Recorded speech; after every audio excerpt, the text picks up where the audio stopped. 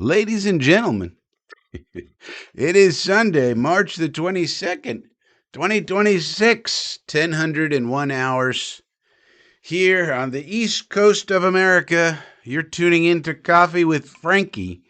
I'm the Frankie. This is the coffee. Mm, delicious. It is the slow time in the NFL. Let's be honest. Not a lot of news coming out, not a lot of things going on, but we do have things that we can do. We do have items and things to talk about with the Jets. We might want to do, I don't know, mock draft. Anybody feeling a mock draft? We could do it. We could do it. It's possible. And, other things we could talk about. We got backup quarterback considerations. What about the wide receiver position? Is Muji going to be able to pull off any more trades? Is the trader Darren over there? And things like that.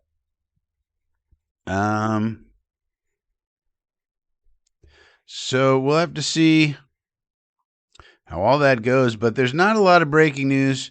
In fact, the beat reporters are not really tweeting much, which tells you they're not getting much information at this time. So we'll have to see. We'll have to see. Let's say hello to the chat. We got Phil Adams here. Hank G is here. My little counter isn't working yet. It takes a while to catch up for some reason. Joe Mike is here. Mock, let's do it. Yeah, we'll probably have to do a mock. It makes more sense now, Joe, right? Because we know who the quarterback is, and we know the roster is mostly filled out. There'll be a little bit more before the draft, probably, but it's pretty much done. So, it makes sense to do a mock now. And what we could do is we could use the consensus big board to help us understand how a draft is really going to go. I mean, we could do a mock draft, where we do all the picking, but that would take forever. And if we did that, then we could use the consensus big board to, help us make the picks, because we're not going to know, what the fucking Arizona Cardinals need. Although I know that, but I don't know. The Lions, what do the Lions need right now? I don't know. I have no idea. But the consensus big board knows. Well, what do the Broncos need? Not much. What do the I don't know. These teams that we don't. What do the Saints need? I don't know what the Saints need. These teams that we don't deal with very much. So we could use the consensus big board, and we probably should review the consensus big board so that we understand how the real draft, is likely to go. So maybe we'll take a look at that, because, last week we entertained the idea, what if all the wide receivers, there's a run on wide receivers before we can take ours at 16? What do we do then, Frankie? Well, it's not a problem, but it's also not likely to happen, and the consensus big board helps us understand why. So maybe we'll take a look at that. B. Trav is here. He says, good morning, Francois. So he's speaking French. B. Trav up there speaking the lingua franca, or French, if you will, in case you didn't know. Now you know. Now you know. Now you know. Michael James says, Jordan Tyson dropping like a rock. He still can't run. Yeah, I would. So I don't care that he hasn't run myself. I would have Jordan Tyson off my board for the first round completely, just because he has a long, long, long history of injuries. And it's not just that he has a hamstring problem now. I don't really care too much about that. But this guy has had so many injuries his whole college career, and then he's going to come to the Jets and play on the frozen concrete, and we think he's going to be healthy. Probably not. So I would just say that's a red flag for me for the Jets. Now, this guy could go someplace and be really good. There's no doubt about it. But I think for the Jets, Jordan Tyson, with his injury history, including his current one, it just doesn't. The guy's always hurt. Do we really want to go that way when we play on frozen concrete in MetLife Stadium? I don't think so. But that's just me. If we wound up with him, I'd say, "Wow, what a great receiver!" Because he is a great receiver when he plays. But for me, he's out of play for me. Joe Mike, oh, there you go. Somebody else asked about Jordan Tyson. Yeah, so Joe, I wouldn't take him. I mean, he has a long. It's not just what he has now. Look at his entire history. He's always had some sort of injury, and that just scares the hell out of me. Now that's just me. Maybe our doctors are looking at his, medicals and they think it's okay. All right, okay. I'm not a doctor, but I just know we play on frozen concrete at MetLife Stadium, and do we really want to put this kid on there? For me, that's a no. That's just me, though. I look at things like that and I'm like, that's too risky. But the Jets may feel like he's too good to pass up if he slides there. All right, well, so there's basically two ways you could look at it. Like if he slides to us, wow, we got a great value because of this injury thing. On the other hand, you're taking a big risk that he's going to stay healthy. So which way do you want to go? I would also think that, Glenn and Muji probably don't want to roll the dice with that. I mean, this is our biggest need, clearly, on the roster right now. Are they going to really roll the dice on an injury-prone guy? Seems like a big risk to me. Best case scenario, somebody takes him before 16, and we don't have to worry about it. Because the rest of the guys are pretty, I'm comfortable with all of them pretty much. So that's my thoughts on Jordan Tyson slipping. Slipping. James Thompson says, good morning, everyone. Phil says, Frankie and Chat mocks are worth more than 100 media mocks. I don't know about that, Phil. That's giving yourself a little too much credit. Michael says, next year's draft picks could all be around 20. Dolphins tanking for Arch. Can we please draft Simpson, get the process moving? I don't know what this really means, but we might pick Simpson. And if we do a mock draft, Michael, James, or Miguel Diego, 1, 2, 3, oh no, 1, 3, 2, 4. Listen, 1, 2, 3. One of the things, so if we do a mock, one of the things we're going to have to decide is what to do with this quarterback situation. So we would have to decide, are the Jets super high on Simpson, and therefore, if he's available at 16, do we take him? Or here's the second scenario I would pose to you guys in the chat. Do we say, okay, the Jets are going to basically allocate that 44th pick to quarterback one way or another? And this is us sort of hypothesizing. We don't know what Mooj and crew, we don't know how their evaluations are going. We don't have that information. So we're just hypothesizing here. Do they have a bucket of dudes? And my informed opinion would be that their bucket of dudes that they would like to have on their team in some form or fashion would be Simpson, obviously Mendoza, but he's going first, right? So exclude him. Simpson, Aller, and Cole Payton. It would be my guess as to who their top 4 are that they would potentially take in the premium picks area. So if that's the case, would they do something like, all right, pick 44, we're taking a QB, and they probably have it Simpson, Aller, Payton. So whichever one of those 3 is there in that order, you take him. Simpson's there, you take him.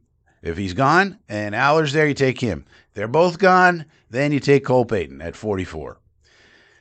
That would be, so that's what we would have to decide. If we're doing a mock, we would basically decide, all right, is Simpson high enough where we want to take him at 16, or do we want to wait and maybe allocate the 44th pick or even the 33rd? But I would think a nice strategy would be wait to 44 and get one of those three.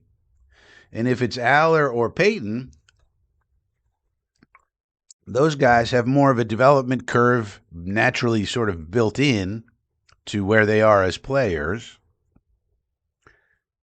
So that works well for our timeline because we have Geno for a year at least, and if he plays well, he might be here for longer. But at least a year. So even if it's Aller or Peyton, those guys need to develop anyway. So you just stash them, and then you get a whole year to look at them in practice and the preseason, scout squad, and all that, scout team, and sort of like what Miguel Diego 1324 is saying right here. Stash them and start the process moving. So that's part one. Number two, when it comes to the Mannings, you have to understand all of the Mannings, including Marshall Manning, 14 years old, the Mannings have the greatest PR machine ever created. Everybody in the world is talking about Arch Manning like he's a can't-miss prospect. And he might develop into that, but if he plays exactly the same as he did next year as he did last year, he's not a top prospect. Sorry. And he probably gone back to school. So anybody marching for Arch, and that's your plan, that's a stupid plan because you don't really know what's going to happen in college football. You don't know if Arch Manning is going to regress or move forward. He could be fantastic. He could be blah. Could be anything in between. You just don't know. That's a lot of uncertainty to hang your hat on. Oh, we're just going to get Arch Manning and everything will be fine. Well, maybe, but maybe not.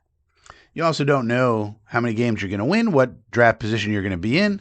And so setting up your team and going, well, it's got to be Arch Manning or nothing, seems like a dumb strategy to me. But then again, I don't exactly know why the Dolphins, for example, signed Malik Willis. It doesn't seem like a great situation for him either.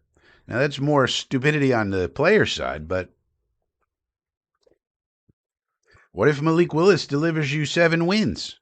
Because he balls out even with nobody around him because he runs around and runs and just, scratches out 7 wins. What's the point of that? You might as well have gone with Quinn Ewers. I said they should have kept Tua and then tried to trade him at the trade deadline, after he reestablished some value. I don't understand why they went and signed Malik Willis. What good does that do? Got a guy who can run around and no offensive line, no receivers, no tight ends, nothing, just running around. And you're going to keep Devon Achane. He's off limits. Our running back is off limits, but you can have our superstar wide receiver. How does that make sense? But this running back, no way. Now, we all know Devon Achane is very, very, very good, but that's not the point.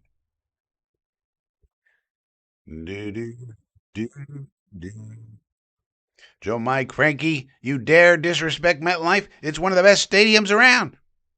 Yeah, Joe, it's interesting, right? Because as a venue, if you just think of it as a venue, it's awesome. It's legitimately awesome. Ask anybody who's gone to a concert there. And all these rankings that these business journals do, they rank it very high every single year. It brings in the most profit. It's an amazing business.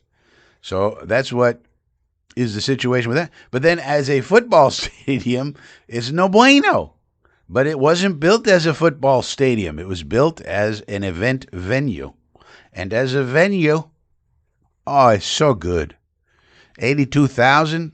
I mean, think about it. If you're a band, if you're an musical act, you're going to bring in 82,000 people to see a show? That better be a hell of a show. But 82,000, that's going to be profitable as hell. So anyway, yeah, it's a great venue, but a terrible football stadium. That's basically the way to think about it, I think. JoJo, didn't JSN have hamstring issues coming out? Yeah, but we're not talking about just hamstring issues. A lot of people have a hamstring. And also, I saw this on television, JoJo, so you're getting it directly from the media. Or television, somebody else was talking about this. But the problem with Jordan Tyson is his extensive injury history, not just this, as I said before. JoJo says the Jets might still have a top 5 pick next year. Look at the Colts roster, and who knows how Jones will look when he comes back. Yeah, exactly. That's what we have to root for. Let's hope that the Colts are the worst team in football, and somehow the Cowboys are the second worst. What if we had the first 2 picks? And we made the playoffs. There's a beard scratcher. There's a beard scratcher. So Phil says quarterback at 44 is good with me. All right, so maybe that's the way we'll do it.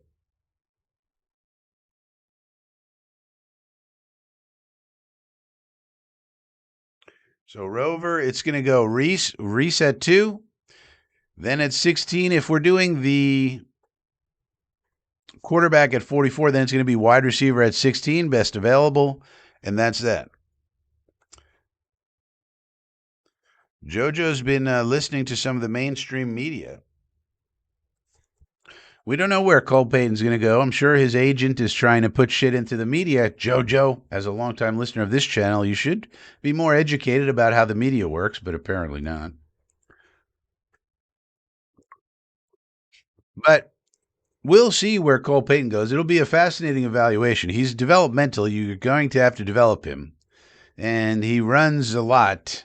A lot of his value is running around, which is not impressive to real scouts. And number 2, it's nice. It's a nice trait to have, of course, but the running quarterbacks, they get injured too much, and they don't learn how to win from the pocket, which is what you need to do in the NFL. So we don't know where he's going to go, but who's the first person who told you about Cole Payton? How about a little credit to FSPN, JoJo? I'm the first person who told you fuckers about him. Now you're like, I've heard in the media. Frankie tried to tell you already. Jeez, man. I don't get credit for shit. You know that? You know how much shit that I actually come up with, and then everybody fucking steals it, and then they go on and everybody goes, oh, look what I heard on ESPN. Look what I heard from Dan Orfartsky. Look what I got from this one. Jake Assman was talking about this. And they all steal from old Frankie. That's okay, JoJo. That's okay. If Jason Jennings? I don't know who Jason Jennings is, Joe. Where would he rank? I believe he's not signing. You mean Juwan Jennings? I don't know. It's hard to say that because Juwan Jennings has verified production that we can see in the NFL. These other kids are prospects. I don't think anybody knows where Juwan Jennings is going and why. It's been a weak, I will say, it's been a weak wide receiver market. Darnell Mooney got $3 million, for example, and other people went for way less than people thought. So it's been a generally weak wide receiver market, except at the tippy top. And so why is that? I do think teams are saying, well, there's 1,000 of these guys in the draft. We can get 2, 3, 4 of them. Who can't? Why are we going to pay when we can just get what we need in the draft? There's so many of these guys. So, yeah, maybe he's just waiting for the results of the draft, and then whoever came up snake eyes, going to be willing to pay, I guess. So we'll have to see about him. Eddie Hunt is here. He says quarterback at 16, and let's just move the heck on. Well, I don't know what moving the heck on means. You have to plan for now and the future, Eddie. You don't want to make a move just to move the heck on. You want to make sure if you get your guy in 16 that you have him great. You are very convicted that he is the guy. So it's not a matter of moving on. It's a matter of do we really believe in him or not? Man, there is really nothing. There is some news about this UTSA kicker, Jaffer Murphy. Jaffer Murphy, uh, he's a kicker. He's tall and looks like a wide receiver, but he's a kicker. And he ran a 4.5 40. And the UTSA, I think they're the Road Runners, we're using him on kickoffs because he has a very strong leg. You know, he can kick it real far. But then at their pro day, he kicked a 70-yarder. And he went 12 for 13 on field goals, but I don't think they used him during the season on field goals. So that's a dude who could be a UDFA pickup that's very interesting. Imagine a kicker who can make tackles on special teams. Would that alter your special team? The kicker's down there mixing it up, making tackles? That's a funny one. You know that it's really slow in the NFL news day when we're talking about kickers and their 40 times. Uh, so that's going on.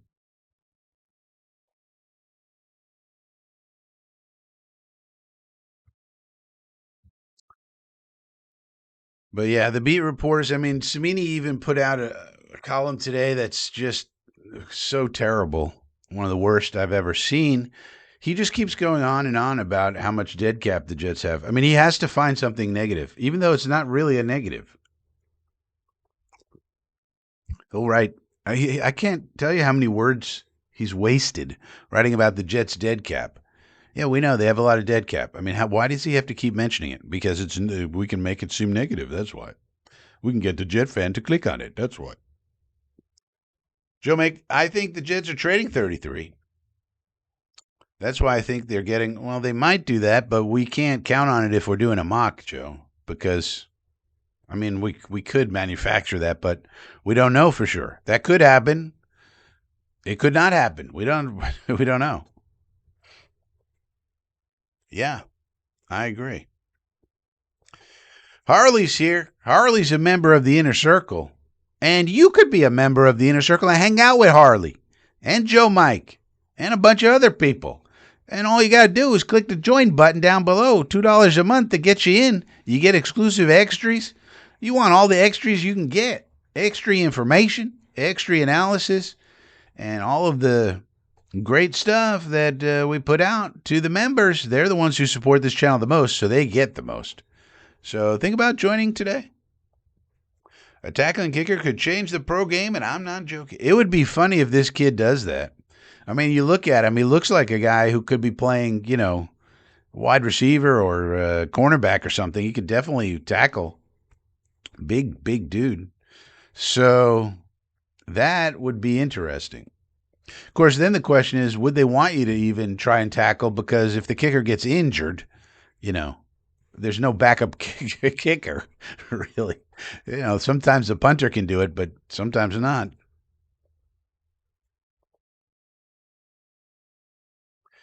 Well, there's no. The reason they're talking about the guard is because we could get Vega Ioane, and he's really good.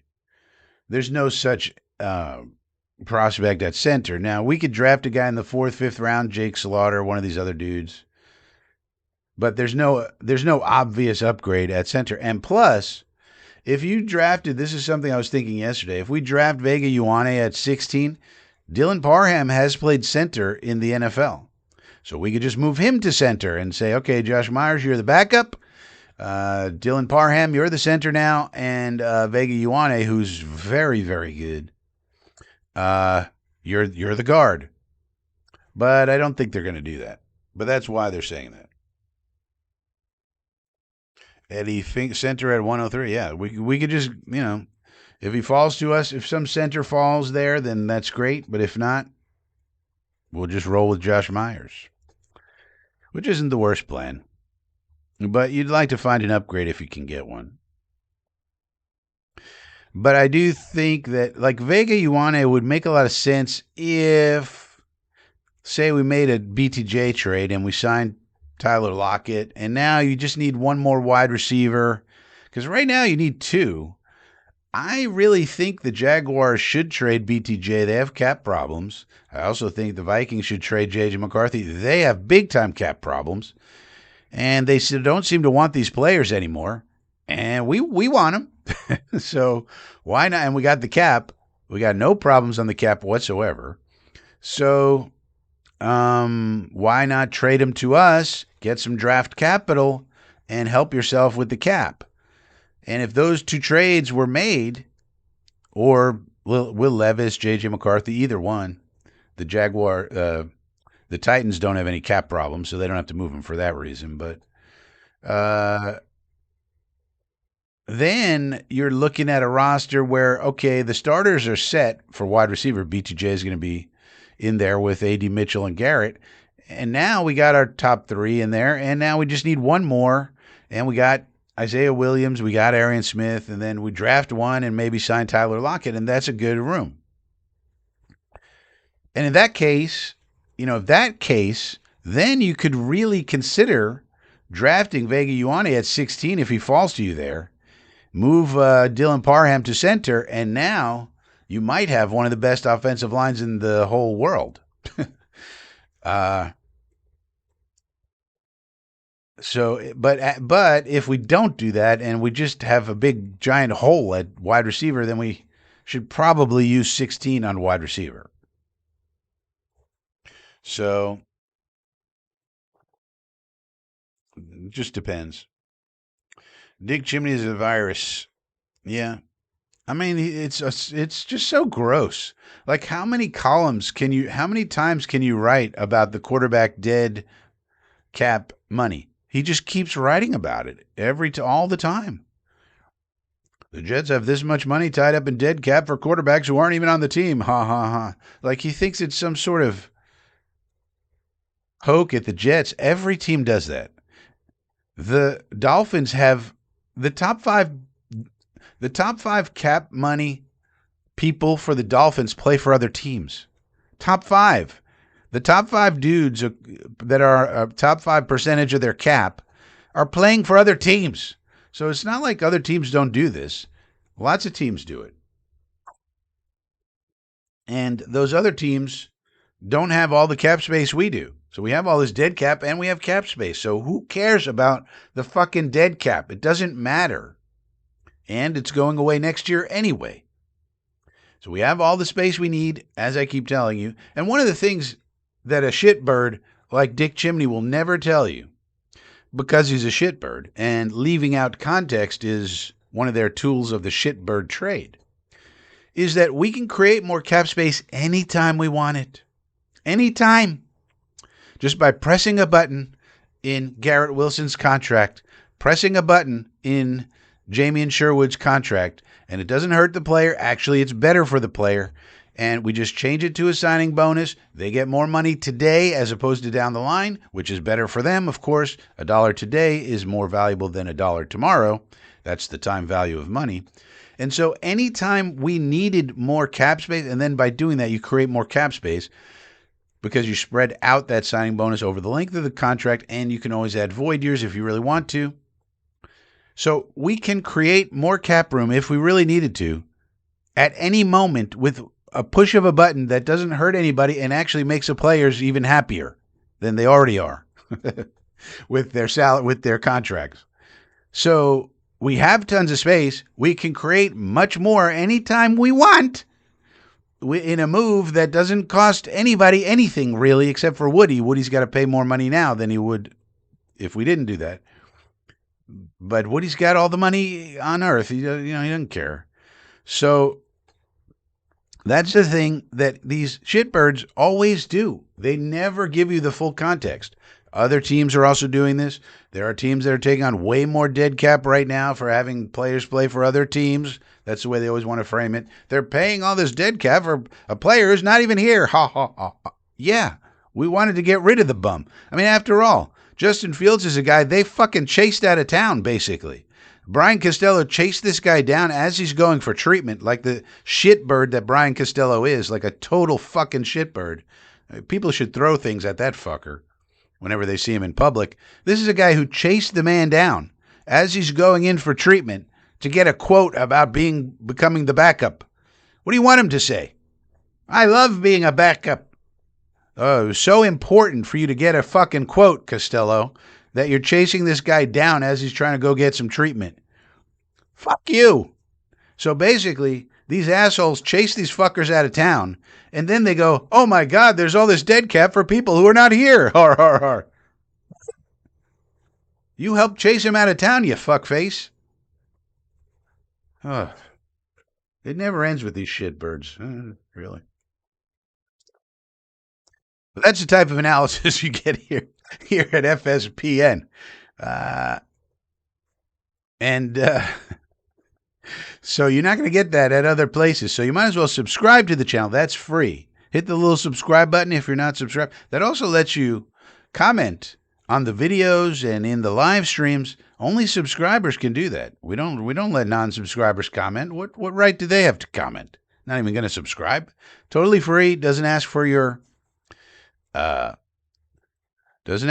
email or anything. Although I'm reminded of something that does ask for your email. I'm going to go over this in a second. But it's totally free. Oh, now I got to log in. Shoot. I should have done this before. That's called show prep, Frankie. Yeah. Hang on 1 second. Talks amongst yourself in the chat. We got to take care of some business here. We got to take care of some business because at some point you may run out of things to read about the Jets out there. And so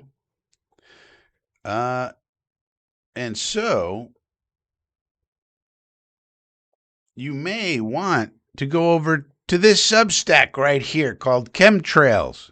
This is the Frankie from Flatbush Substack where I'm writing some stuff.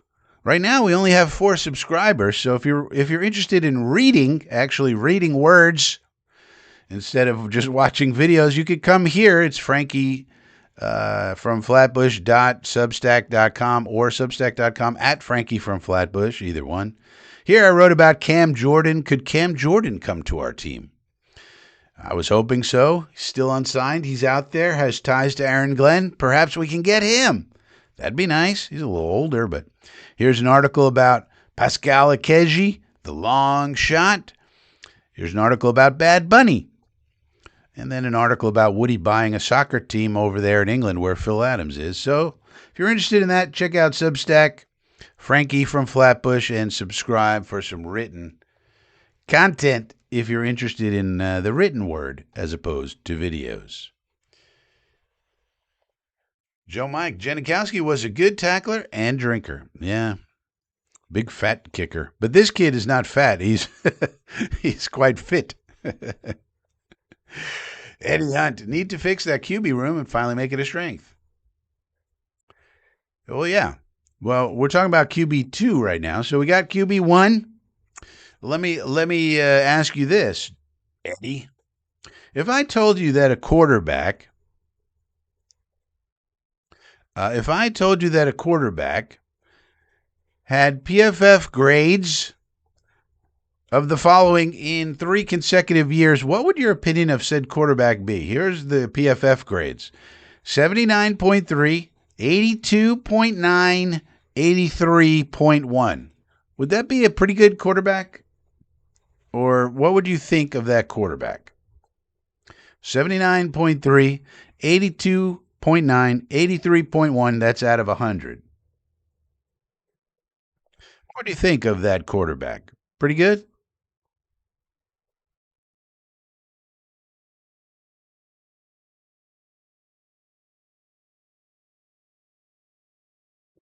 Think about it. FA's here.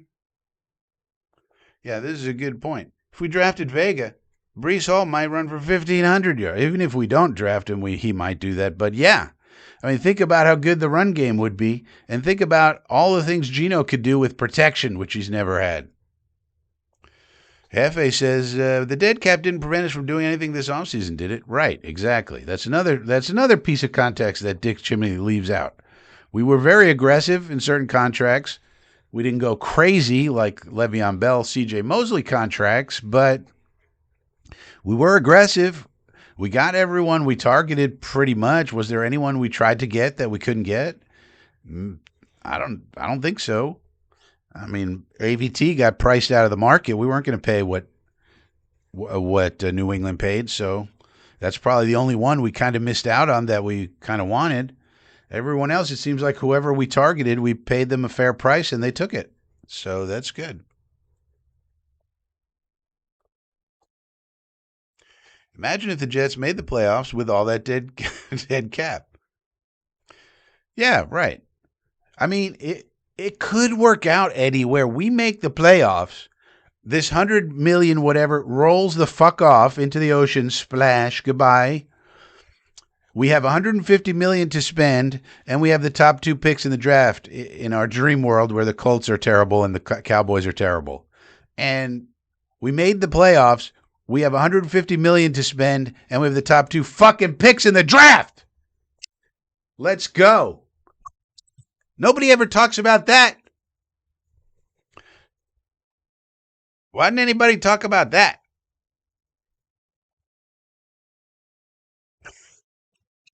I would not be on a panel of any beat writers. I mean, Jake Asman keeps trying to get me on his show to be on this panel and that panel. I'm not going on any panels. Forget it.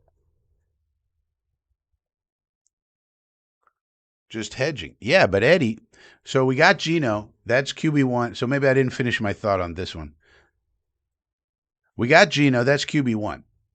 But we're not done. Obviously, we need to get a QB2 and a QB3, probably. So I think that Muji's working the trade market for the QB2 with some upside. Obviously, we could sign Tyrod tomorrow if we wanted to. But I think he's trying to get an upgrade for somebody with some upside there. McCarthy or Levis would be my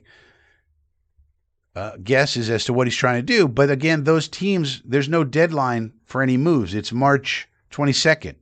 So the draft is over a month away. There's no deadline. So those teams who have those assets don't need to move them right now. So they can wait and see if anybody increases their offers, right? They're trying to get the best offers. But as we get closer to the draft, those teams are going to be like, if they want draft picks this year, they're going to have to make a trade before the draft, right? So they probably want to do that, but they're probably right now just waiting to see if anybody's going to increase their offers. If I had to guess, and my guess is we're probably the team that's going to make the best offer for either of them. And so eventually we'll get them. That's QB2. And then but that doesn't solve the problem. Then we go and get our QB3, and it could be one of these three guys that I have told you have the potential to be the franchise guy, and that's either Simpson or Aller or Peyton. And they might be developmental, especially if it's Aller and Peyton. They're developmental. They're not playing this year. But you stash them, and you see what you got, and you see if you like how they are in the practice and all that. So, yeah. But right now, it's up in the air, but I think Muji's going to work like hell to get it fixed. And I think if you get a McCarthy or Levis, that's a perfect QB2 because they have some upside. I mean, if we wound up with Tyrod, it's like, all right, fine. But at least with McCarthy or Levis, you have a chance, not a good chance, but a chance that they turn into something great, and they're your franchise guy, and you're done. And then, as a backup to that, you get your guy in the draft, and you go that way. And then there's another bite at the apple. So that way, we get 3 bites at the apple. This is the 2 bums and a baby theory, although with Levis and McCarthy, they're slightly better than the bums. But it's still basically the same idea, although a little better, I would say. If you get McCarthy or Levis as QB2, that's even better than my theory of 2 bums and a baby. But that was really based on the reporting we were getting where everybody was saying Carson Wentz is coming here, and those reporters, Connor, Zach, were wrong. But this way, you get a QB2 that has some upside at least. And so that's what I think is going to happen. Those teams are well. Minnesota has a very bad cap situation, and they don't seem to like McCarthy very much anymore. So why not trade him for some picks this year or what have you? And Levis, it's like the Titans don't have any cap problems, but they really don't have any need for Levis anymore, and he's about to be a free agent. So you might as well get some value out of him trade wise, and help get extra picks to build out your roster, which was very bad last year. You need a lot more. So that's what I think is going to happen. And one of the reasons I think nobody's talking about it is because these reporters who mostly get their information from agents leaking to them, nobody leaking to them right now. Therefore, they got nothing to say. They're really just stenographers, if you think about it. They just copy and paste what the agents text to them. So that's the job. The job is really establishing relationships with agents and other people in the industry. That's what their job really is. It's not really the reporting and the breaking news and writing incredible pieces or doing videos. It's establishing the relationships with the agents and other people so that they will feed you information. That's it. If you ever wanted to be a journalist, that's what you got to do. That's how you do it.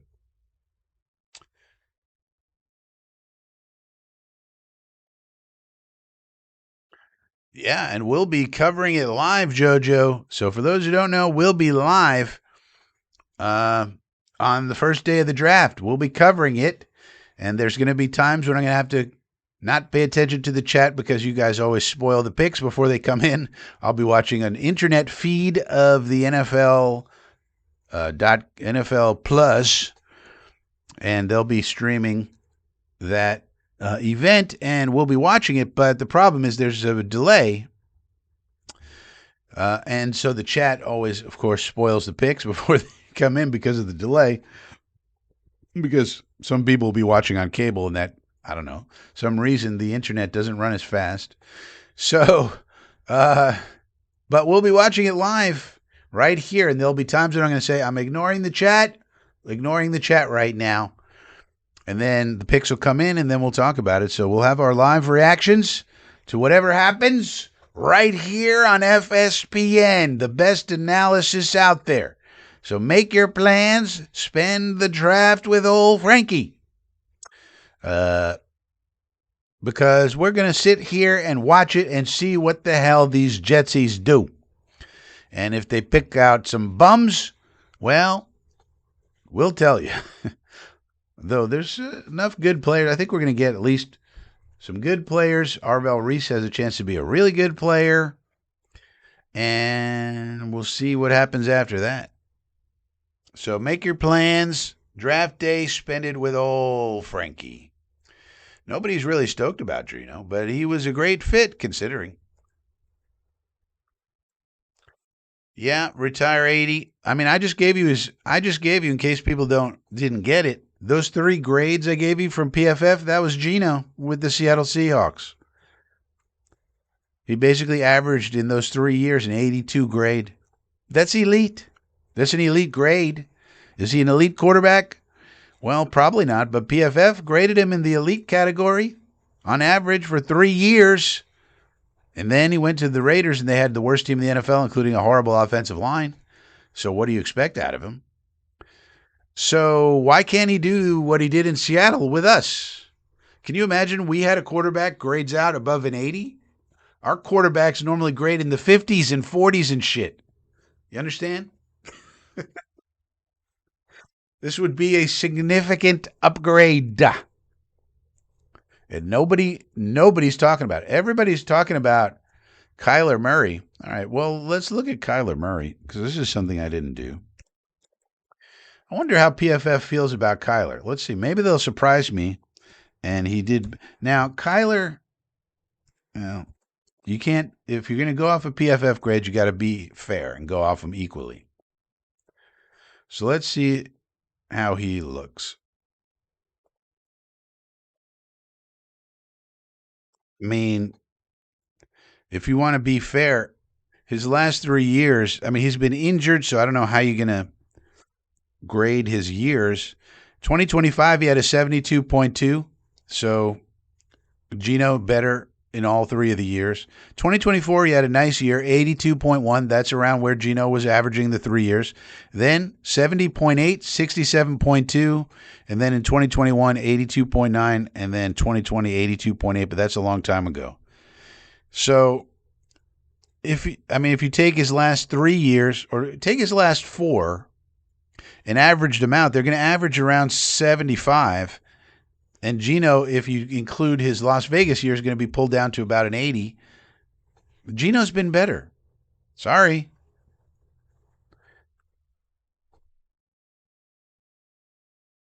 And everybody wants to talk about Kyler Murray, but nobody wants to talk about Gino. Why? I mean, you should at least talk about them equally. They seem pretty equal. And one of them's not 5'8". I mean, it's kind of crazy.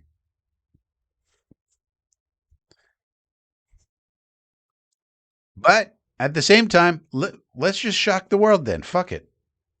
Spot the fucking ball. Let's go. Shock the world. Jojo says, going to be a fun season with the Jets winning and watching Colts and Cowboys lose. Sit back and enjoy the ride. Yeah, spot the ball. Let's fucking go. I actually can't wait for this season to start. I've been watching now. The PFF grades are one thing, right? But then you got to watch the games. So I don't know how many of you have been watching the Geno games, but I've been watching his last two seasons, and I have a very good feel for what Geno is now. The current Geno, not from back in the day. So he's basically a gunslinger who's going to make 2 to 3 WTF throws per game. He does. I mean, it's a fact. You're going to go, what the fuck were you thinking, Geno? He makes 2 or 3 of those per game. He does. And sometimes they get completed, and sometimes they get intercepted, and sometimes they're incomplete. But he's a gunslinger. He tries to fit the ball in a keyhole too much. That's his main problem, really. It's his only problem, actually. But overall, he's going to be a high completion gunslinger who throws deep bombs very well. Do we have people who can catch bombs? I think we do.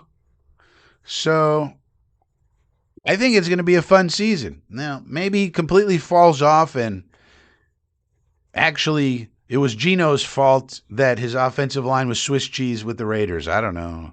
I mean, they had a guy named Meredith playing and a guy named fucking Stone Forsythe. Terrible. These people couldn't play. The only guys they had were Colton Miller and Dylan Parham, and we stole Dylan Parham, and Colton Miller got injured. We didn't steal Parham during the season, but we took away their best lineman. Now, Colton Miller's probably their best, but he got injured during the season, but then Brock Bowers got injured. They had nobody to throw to and no offensive line, and still put up an above average grade on PFF. Did he throw too many picks? Yeah. He tries to fit the ball in the keyhole too much. He's a little too aggressive. That's going to be, that's the Geno experience. It's going to be a lot of good, and then there's going to be 2 or 3 WTF throws per game. That's what it is. So as long as you know what the expectation is, yeah, there's going to be 2 or 3 throws that you're like, what the fuck are you doing, Geno? He does that 2 or 3 times every game. It's like very consistent. And so you just got to go, all right, that's one. You see it and you go, all right, that's one of them. It's just going to happen. But the good news is, like what generally happens, the next drive or the next one, he'll throw a bomb that's 60-yard bomb to make up for it. It goes for a touchdown. So, that's what happens with gunslingers. They sling guns. That's what happens. But everybody want to talk about Kyler. Nobody want to talk about Geno. Why? I don't understand. At least they should be talked about equally. I guess maybe because Kyler was the first overall pick or something. I don't know. People feel bad about short people. I don't know. Outside, retire says outside of kicker, punter, tackle, center, I'm cool with anything at 16. Well, yeah, that's the good news. We'll get a good player there, of some sort.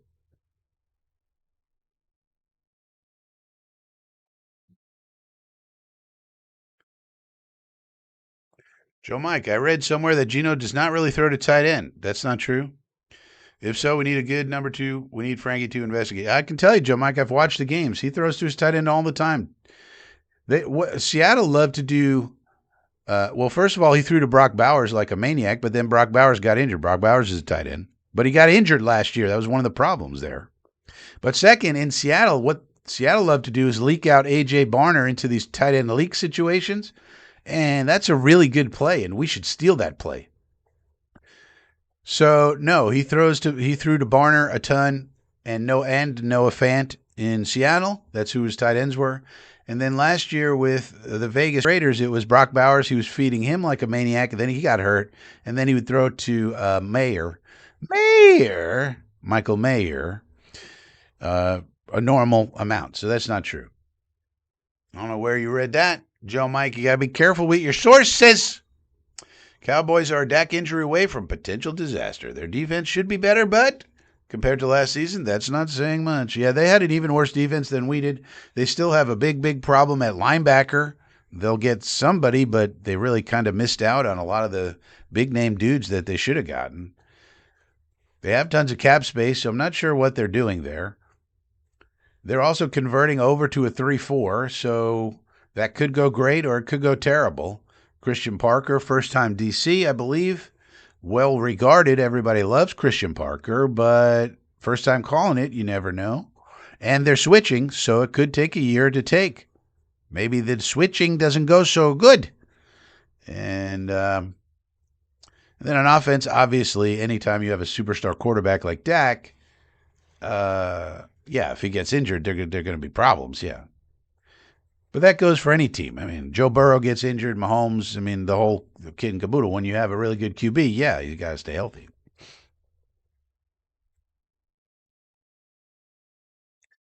Yeah, this is a good point. The backup is, I don't know, Sean Clifford.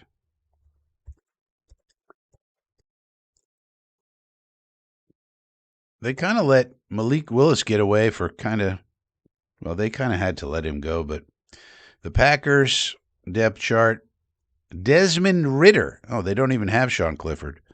So they have Desmond Ridder and Kyle McCord. So the Green Bay Packers are almost certainly going to take a quarterback in this draft at some point.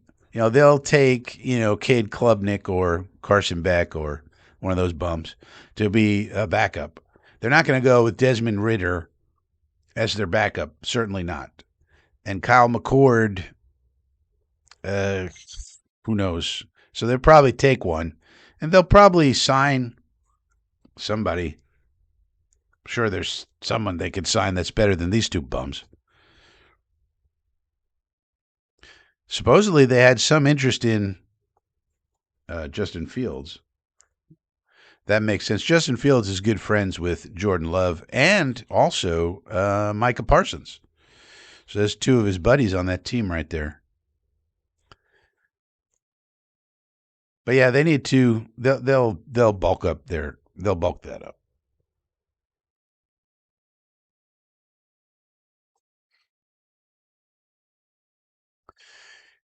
Yeah, this is what I think. Geno's a huge improvement. And the thing with Geno is that I've gotten from watching him, if you protect him, he will be good. There's basically no doubt about it. As long as we can protect him, it's just like any quarterback, really. So basically, he's good as long as you protect him, which is, you could say for any quarterback, really. When he has time, he's just really good. I don't know what to tell you guys. I've watched so many games already. Now, yes, like I said, there's going to be 2 or 3 throws every game that you're going to say, what the fuck are you doing, Geno? Jesus. Yeah, he does that. Now, some of those he's going to complete because he's trying to fit the ball into a keyhole. And sometimes he fits it in, and the guy catches it, and you're like, whoa, wow, that's incredible. But other times it's going to be picked off, and other times it's going to be incomplete, and you're like, holy shit, what are you doing? That's just the Geno experience. It just is what I've watched enough games now.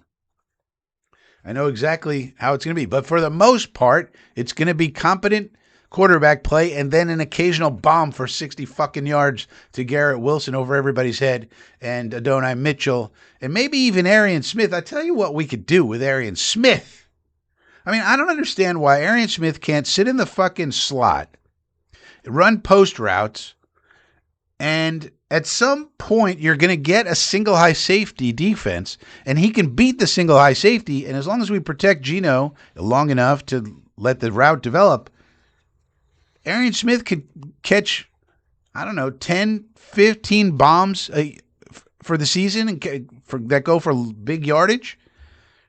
He's got speed. He can run a post route one-on-one on a safety. He's going to beat him. And Geno can actually hit him and loves to throw those deep balls. He's a gunslinger. So, I don't know. I could see a role for Arian Smith here even. I don't know why he can't do that. Geno did that all day with he tried to do that all day with the Raiders. They had a little receiver named Trey Tucker that he did that with. And then he tried it with Dante Thornton, and he would just drop it right through his hands. Like, ugh, this guy. So, I don't know. Why can't he do that? Why can't Arian Smith have a role? And it's like, okay, but then teams are going to play two safeties back, Frankie. They're going to play cover two, don't you know? Okay, if you're going to play two safeties back, then we're just going to hit you with Breece Hall all day, motherfucker. Good. Give us a light box. See how that works, bitch. Either way, you're going to eat it. So I kind of am very excited about this season. People just don't really realize that Geno can really play quarterback. Is he elite? No, because of those 2 to 3 WTF throws per game that keep him from really being elite. If he didn't do that, then he would really be elite. I don't know. But he does do that, and it's a consistent thing. It's not, so I just think that's part of the Geno experience, and that's the one thing that really keeps him from being elite. Now, if you're going to have pass rush get to him in 2 seconds, yeah, he's going to get sacked. I mean, but that's every quarterback on earth. So Murray's 5'8" 3/4. Yeah, Murray's 5'8". It's really something. I mean, maybe people like him better because it's fun to watch a little kid run around. I don't know. Hey, look at this little dude. He's trying to do things. And I mean, he does do things. He's not, he does do things occasionally.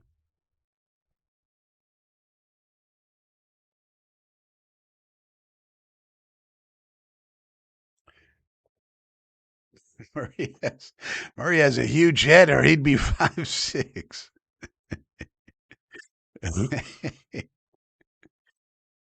Yeah, JoJo, this is one of the ones that makes some amount of sense. People are talking about this, but I don't know why Denver would want to make this move. Why, if you're Denver, why do you want to get rid of your wide receiver depth? They don't have any problems cap-wise that I'm aware of. Denver. Let's look at Denver. Here's the Broncos. Here's the old depth chart. And people are talking about, since they got Waddle, they got the Waddler. People are talking about it. Hey, they got Waddle, so they got Sutton, Waddle, and Franklin. And behind them, they got Pat Bryant. He was a rookie last year. He did really well. And Marvin Mims and little Jordan Humphrey and all these people. But my question would be, why are they going to get rid of their depth? What would be the reason for that? I mean, this is a team that thinks it needs to go to the Super Bowl this year with Bo Nix on a rookie deal. They think they have enough with whatever they're going to draft this year. This team wants to go to the Super Bowl. So that being the case, and they don't have any cap problems, why would they want to trade one of their wide receivers? I mean, they have good depth. Maybe they want draft picks this year. They want to increase their draft stock. Look at the defense. This is a solid defense. They lost John Franklin Myers. I think that's a big loss. Look at their backups. Not great. But this is a high-quality team. And, of course, the draft will provide some backup opportunities for people here. But solid all around. I just don't really know why they would want to get rid of their wide receiver depth when they're going for the Super Bowl and they don't have any cap problems. Now, and because I don't think we want to trade any kind of premium capital for these people. I'm not trading premium capital for Troy Franklin. I'll just get somebody in the draft. Now, if they want to trade him for a sixth, all right. But I don't think they're going to do that. I don't see it from their side.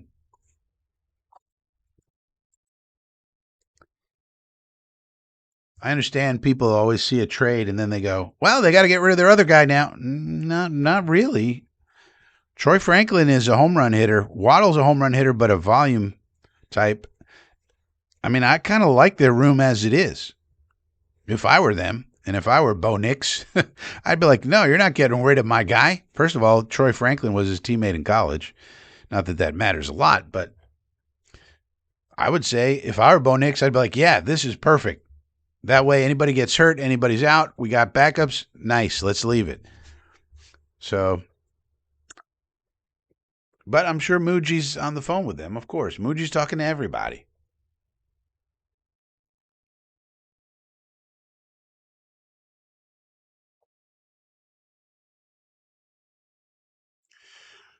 Yeah, this is a good point by Miguel Diego 1324. Con Riz a edge y nueve, how do you say free? I don't know. Independiente? Jed's going to be very hard to run against. Yes. Well, not only Reese. I mean, Reese adds to it. But don't forget all the run stuffers we picked up in free agency. David Onyemata and Demario Davis. And don't forget Tivandre Sweat that we traded for. Also a good run stuffer. And also Harrison Phillips, Juwan Briggs, good against the run. Now we have some people to shut your run down. And Reese just makes that even more, even better. Then we got Osai and Enegbare on the outside. That helps as well. And then Reese is just a movable chess piece that shuts everything down. I think Arvell Reese is going to be very important to our success in 2026 and beyond. And he's only going to get better. The kid's 20 years old, 20. Very, very appealing prospect. Which is why I'd be very reluctant to trade that pick. Not that anybody is really coming up to trade. I don't think. But if they did, I'd be worried that, Arizona might steal him, say, if we trade it to 4, if we trade it back to 4, for example. So Retire 80 says, I'm really excited about the studs we can bring in on D. And with Davis at the helm, I'm trying to stay chill. We are the Jets, after all. Yeah, we are. We are. But if you think about it, let's put it this way. All through the years, the modern era of football is 2012 to now. And all through that time, we've had a subpar offense every single year, below average, except 1 year. What was that year? That was the Fitzmagic year. Is Geno at least as good as Fitzmagic was? I think he's better. So we now have, and in all those years, we never had the quarterback who at least was average. I mean, I just showed you his PFF grades. I could show you everything, but he's at least average. So if that's the case, why can't we have a better than average offense? Finally. And that will help the defense, because the best way to prevent the other team from scoring is to keep your own defense on the bench. A la banca. In la banca. So, what about that? I mean, this is the best quarterback we've had. Nobody's talking about it. It's really weird. This is the best quarterback we've had in 15 fucking years. Now, you could say, what about Aaron Rodgers? Yeah, but he wasn't the real Aaron Rodgers the year he played for us. He'd probably be, that was the one guy you could say. But I think Geno, this version of Geno is better than that year of Rodgers, not the prime Rodgers, obviously. But I think he's better than the 24 Rodgers. And that year, we had a lot of bad luck that year also. But anyway, you know, so I think optimism is warranted because we had a top 10 run offense last year with no quarterback. You know how hard that is? Now we're going to have at least a quarterback who, if you try to stuff the box, he's gonna throw bombs over your head. It's just what Geno does. He loves to do it. He's good at it. We have the receivers, and we're going to get more who can do it. Try to stuff the box on us. Okay, now we're going to run. Imagine Brees and the offensive line running against the light boxes. No, I mean, and then you bring people down into the box to stop the run, and now we throw it over your head. I mean, it's just basic football. Woody was actually right in that interview when he said that. Now he shouldn't have said it because he was throwing Justin Fields under the bus, and that's not very nice, especially when you are the owner of the team. You shouldn't do that. But he was actually correct. It's just basic football. You have to have threat balance, and I believe that Geno gives us the threat balance we're looking for, where we can run the hell out of the ball, and then when you overcommit to that, we throw it over your head and score touchdowns that way. That's called a balanced offense, and that's really tough to stop. So, I don't know. Could be good. Could be good. We should get 3 solid D. All right, so let's talk about this draft then. We didn't really decide what we're doing. Let's do this. I think the last draft we did, we said we're taking Simpson at 16. For a moment, let's take a look at the consensus mock draft. That way we understand what expectations of the draft really are. So this is the consensus mock draft. This comes from 71 first-round mocks from reputable, I wish this ad would go away, from reputable sources. Says 71 first-round mocks from reputable sources, so you don't have biases, and if there are biases, they get averaged out. So in all these mocks, Fernando Mendoza goes 1. 100%. I mean, Mendoza is going 1. We all know this. Nando, goodbye, good luck with the Raiders. 100%.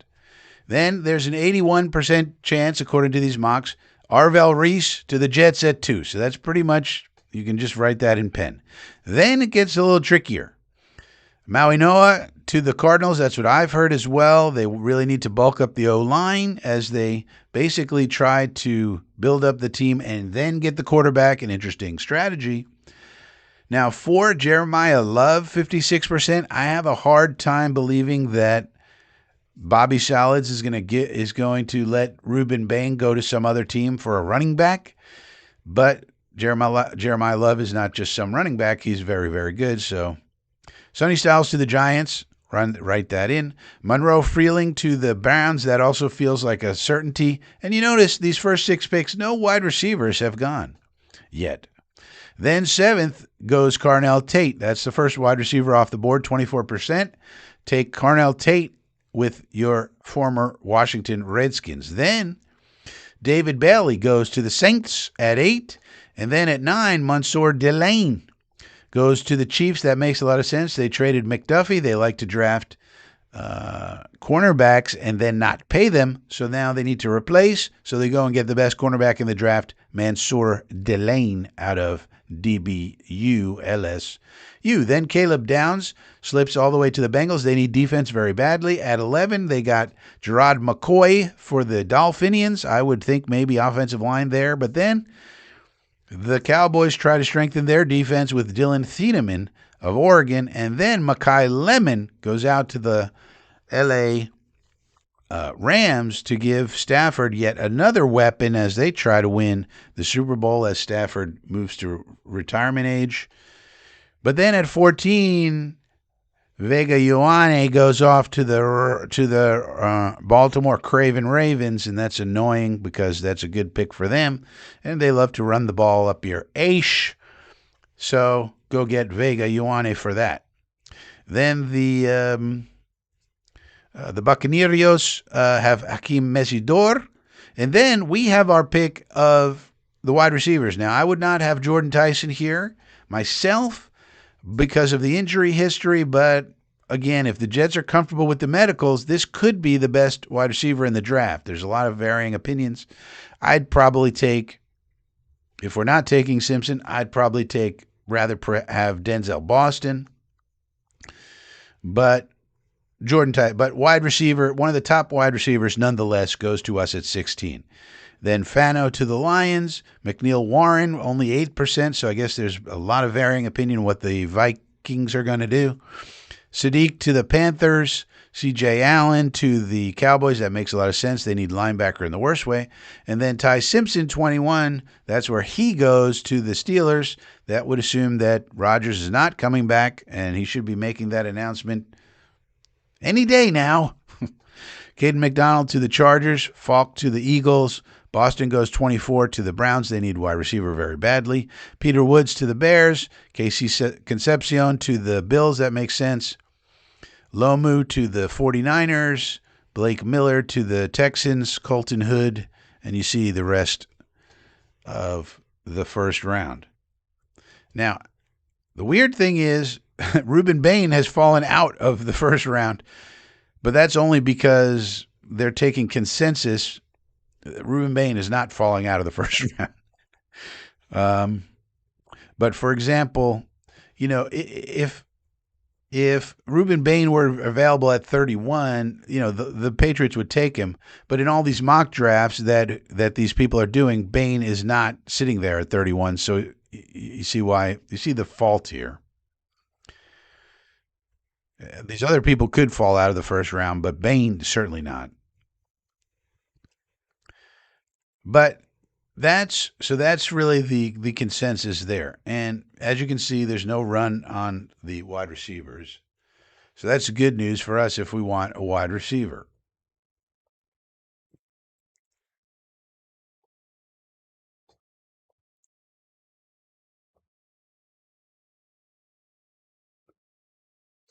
Last mock I did, I traded with Tennessee and got their pick 36. Got Reese, Lemon, Allen, EMW, Pregnon. I know it's silly to get excited over mock, but I did.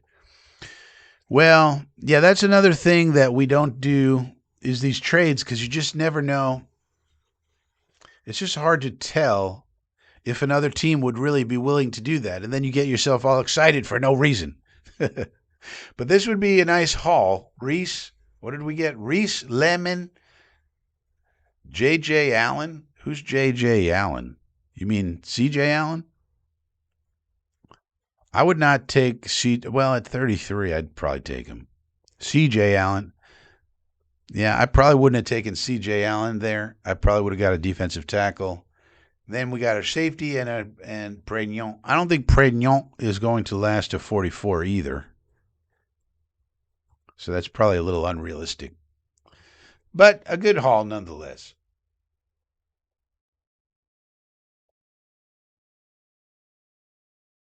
Banks at 33. So Banks has an injury history concern. I would probably take him off my board. He could be really good, but again, we play on frozen concrete. Anybody who's got all these injuries, I'm probably not going to take him myself. But he could be a good player. But I also think, I don't know, Caleb Banks is probably a better one gapper. And we're playing two gap these days. Cornerbacks, yeah, Colton Hood. But I would rather, I think we're set at cornerback. I would rather find somebody in the 4th, 5th round. Because that pick 33 is pretty premium. And if Colton Hood's sitting there, all right, fine. But I'm a big believer in Azareye'h Thomas anyway. Now, if you could, Brandon Stevens, this could be his last year here, or we could stick with him for another year. But after this year, I don't think he has any guaranteed money. So he's easy to get rid of. So you could have that situation. But I think we have so many other needs that cornerback falls into the 4th, 5th round discussion. All right, that being said, I guess we could do this mock simulator here. Um, you want to do 7 rounds? 7 rounds. We have it on turbo. Now we also have to choose the big board. So they have these different big boards that you can choose. The PFF big board sucks. Just telling you. So I think we should choose the consensus big board. I am a fan of consensus big boards and things like that. Takes the bias out of it. I don't know who Hurwitz is. I don't know who X Mach is. There's a question mark. Elite big board. I don't know who these people are. I know who Trevor Sikkema is. But I say we go with the consensus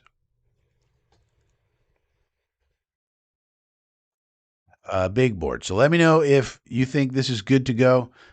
Down here, we're going to care for positional value. Well, let's bump this up a little. So what I always want to do is increase draft for needs because that's what teams actually do and take out randomness. I don't know why they have randomness. No team just randomly picks a guy. So I don't like any randomness in my drafts at all. I want people to carefully think about who they want. So let me know if these are the settings that you want, and we'll go through this. Now, we can't pick. We're just going to be picking for the Jets. We can't do every single pick because it'll take 2 hours, and I'm not here for that.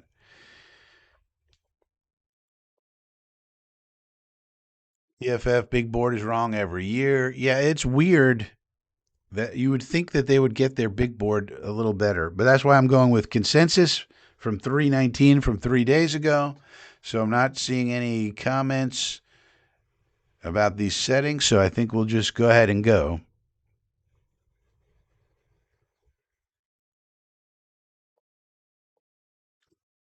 All right, so obviously we're not going to do any trades. Mendoza goes. We're taking Reese. Okay, that is obvious. Now Vega Ioane is sitting there, and we said we're not taking Simpson here. 44 is going to be our quarterback pick. So the draft went Bailey, Love, Moana, Moinawa, or however you pronounce it, Cornell Tate, Ruben Bain, Styles, Downs, Fano, Mansour Delane to the Dolphins. Who did the Chiefs take? Downs. McCoy to the Cowboys. Freeling to the Rams. Then Lemon, then Tyson. So we have to decide between basically Vega Ioane, Dylan Thieneman, or do we reach for Denzel Boston? Those are our choices right now.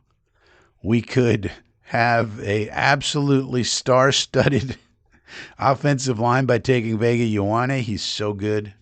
I'm sort of tempted to do it.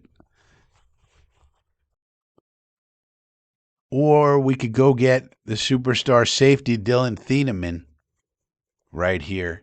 Joe Mike wants Vega. I kind of want Vega too. But the problem you have then is you're going to have 4 guys in the offensive line that are first or second round picks that you're going to have to pay. We're going to have to pay Tippmann soon, maybe as soon as this year. Then we're going to have to pay Olu. Then we're going to have to pay Membu. And then we're going to have to pay Vega. I mean, do you really want to spend all that money on the O-line? I don't know. Vega. A lot of people says Vega. Boss girl, if I take wide receiver here, it would be Cooper, not Boston. I like Boston's size, and I like what Geno Smith can do with that size. Geno Smith likes back shoulder fades that he threw up to DK Metcalf a lot in Seattle. I think Boston can do that very well. So it doesn't seem to be a lot of sympathy for Dylan Thieneman here. I think that in Boston might slip. He's ranked 27th consensus. Cooper's all the way at 31. We could get Cooper at 33, perhaps.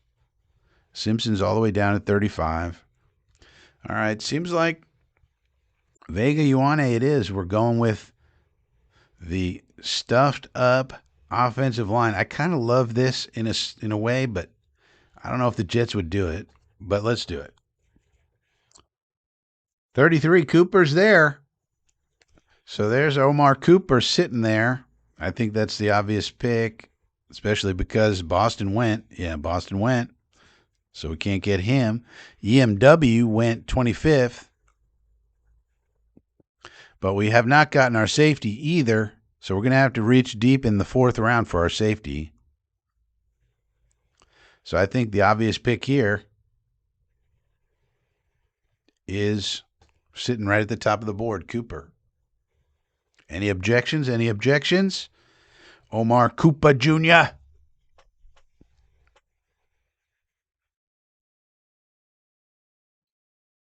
I would take Loane. Well, we already did that, Phil. You got to catch up, buddy. This is a speed game. Oh, my picture is... oh. Let's go through some of these guys here. Kristen Miller's here. JoJo says Cooper. Malachi Lawrence is a hidden superstar.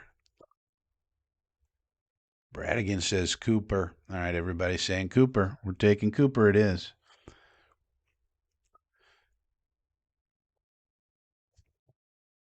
Simpson went, so we waited, and he gone. But then my idea is we would take Aller here. Went right after we did. They got their. I don't think the Cardinals would do that, but they might. Colton Hood, Lee Hunter. So now we have Jacob Rodriguez, R. Mason Thomas, Chris Brazel is here. Whoa. I'm very tempted to go razzle dazzle Chris Brazel. Double up. Or we could go A.J. Halsey, or we could go with our quarterback plan, which we said we were going to do. Which we said if we're going to take the best one here, and the best one here is Aller. Peyton is moving up, at least. In one of these mock drafts, I got Cole Peyton in the 7th round. Dude, that's not happening. Although he should be higher than Taylon Green, for sure. I don't know. We said we were going to take Aller at 44, right? We took Cooper, Phil. You got to catch up, buddy.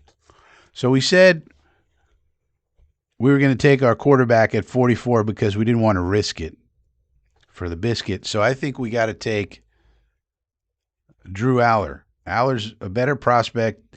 Nussmeier, just so people understand, Nussmeier and Beck are going to be in the league, and they're going to be backups, and they're fine. They're going to be QB2 on some team, and they're going to be check down Charlies, and they're going to be fine for that. But that's not what we are looking for. So that's why that's what I'm saying about them. Aller has a chance to, at least a chance, to be a franchise quarterback. And so does Cole Peyton. Cade Klubnik falls into the same category as Beck and Nussmeier. Taylon Green is a guy who's just super tall and super fast and runs around but has no idea how to play quarterback. And then Cole Peyton's the other one. Robertson, all these other guys are just going to be UDFAs and quarterback 3 and such. And going into the Canadian Football League. So we're not entertaining trades, Joe Mike, because I don't like trades because we're Jet fans. We're gonna make a trade that's good for us. There's very few people out there that do trades and then they consider both sides. I try to do it.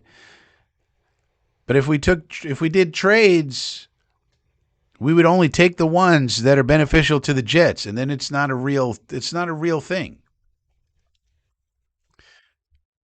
So we said before this draft that 44 is the quarterback slot, and we're taking the best out of Simpson, Aller, Peyton. That's what we said in this one.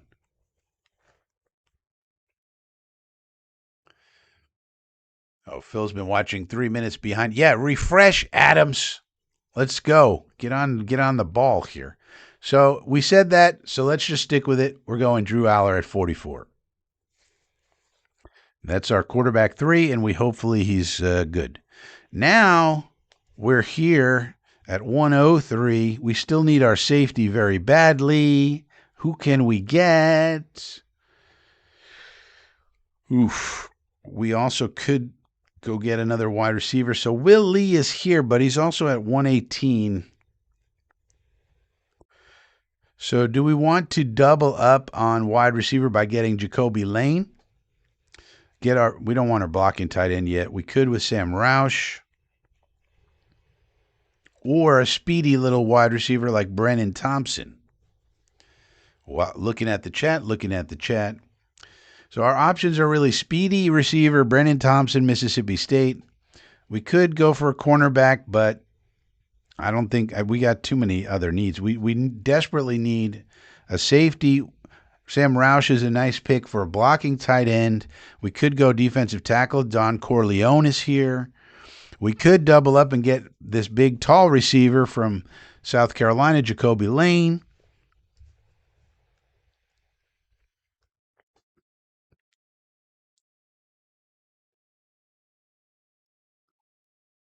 I don't think we want to get into all these people. So those are the main ones that we should really look at. I think it's between Jacoby Lane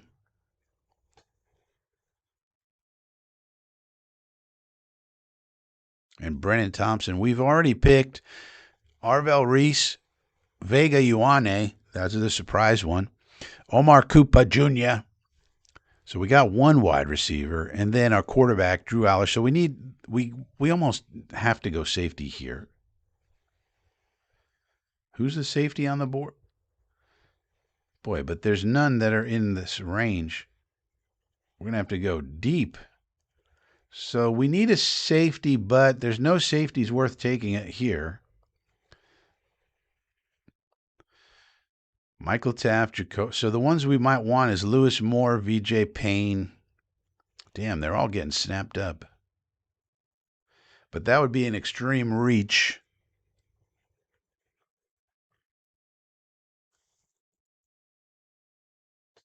Kilgore. I don't see him. He gone. So these safeties are getting snapped up.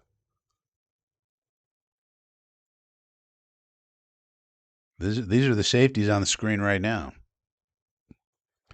The only ones I really know anything about is Lewis Moore. He's a ball hawk. VJ Payne is sort of like a really fast athlete. I don't know much about Jacoby Thomas or Michael Taffy. Double up on wide receiver. Well, then do we want the speedy Brennan Thompson? With an 8% drop rate? Probably not, although that's not terrible. 33% contested catch rate, or Jacoby Lane, tall guy, 7.5% drop rate, 43% contested catch rate. I would like that higher, but 4 drops. You know what? Cooper, I think Jacoby Lane would be the better complement to Cooper in what we got.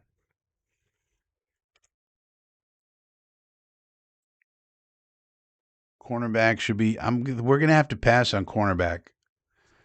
We're gonna have to just live with Stevens and Azari Thomas, and well, don't forget we picked up Nashawn Wright as a backup as well. Bud Clark went 1 pick before. I was looking for Bud Clark. This is the guy I wanted. Here, he goes 1 pick before us. Fucker. All right, we're picking Jacoby Lane. Now,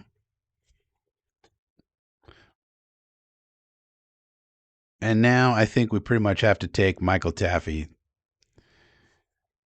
I don't know much about this. Well, look, good grades.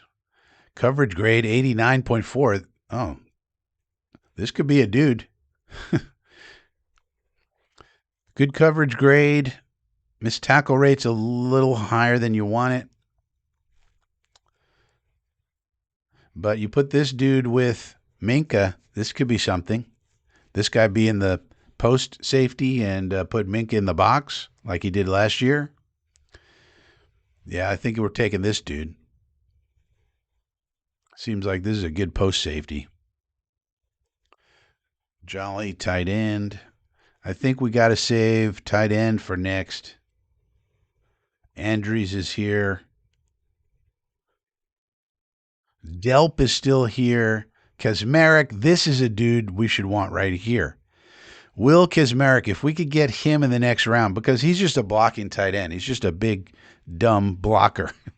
Or even Delp. Delp is underrated, but I think he's going to be gone.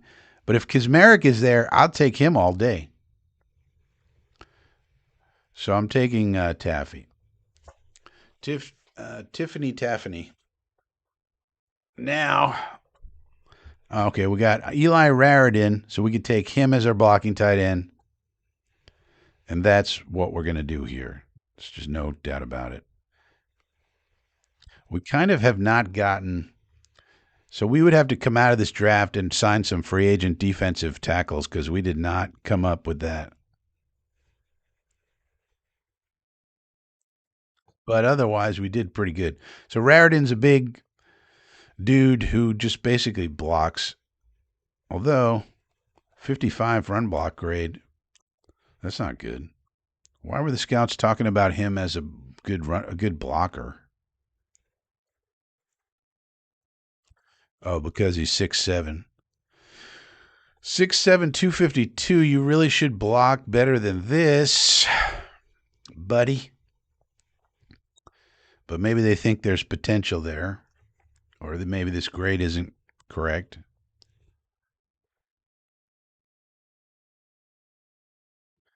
Darn Bentley, 61 run block grade, 6'4", 259.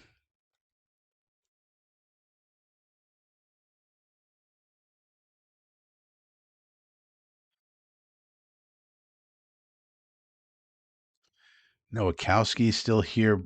He's more of a pass catcher. Boss Girl wants Bentley.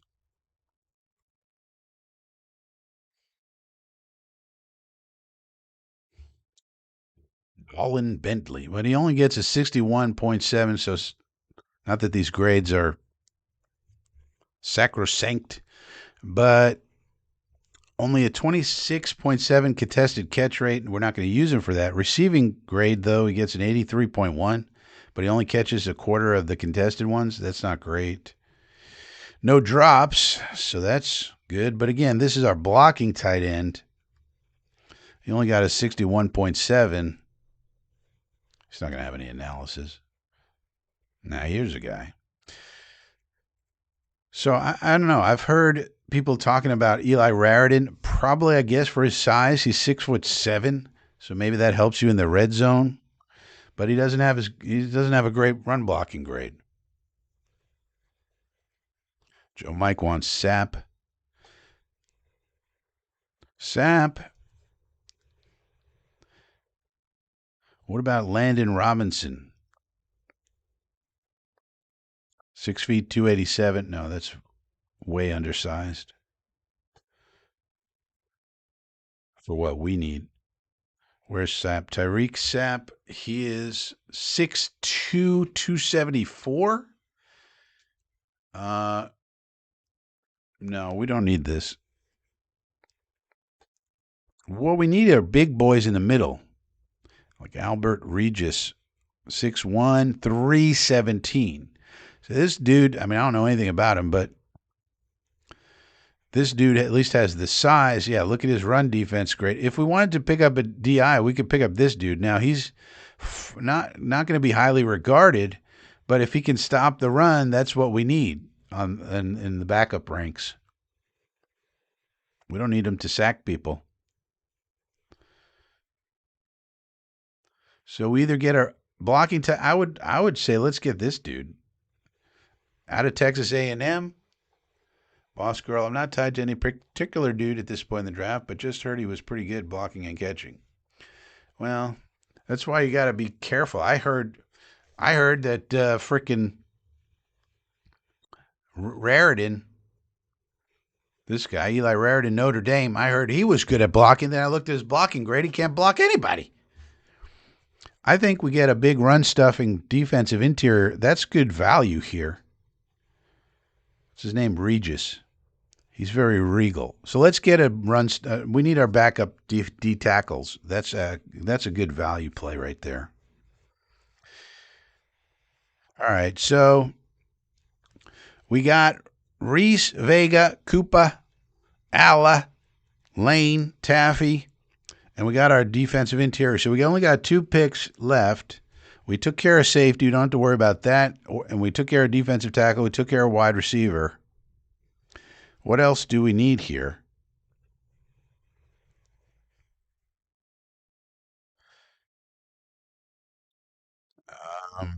Maybe, hey, Daquan Wright, tight end. We could take a shot with him. He made some plays in the playoffs. I remember that. Playoffs? Owen Heineke. I've heard people talking about him. Probably special teamer. Oh, kicker. Yeah, we're in the 7th round, so that's a good idea by Phil Adams over there. Well, where are the kickers at? ST. Right, Stevens. So Drew Stevens, that's a guy that I've heard about, was probably the best kicker from Iowa, Drew Stevens. Will Farron, Trey Smack, Dominic Zavada. That's all that they even have on the board. So if we want a kicker, I guess this is the time. Drew Stevens, I've heard, is the best kicker in the draft. I don't know if that's true. Who knows? But he at least has kicked in a place where they have weather, obviously Iowa. So Boss Girl says, did we get a linebacker? No. Other than Reese, who's a edge combo guy.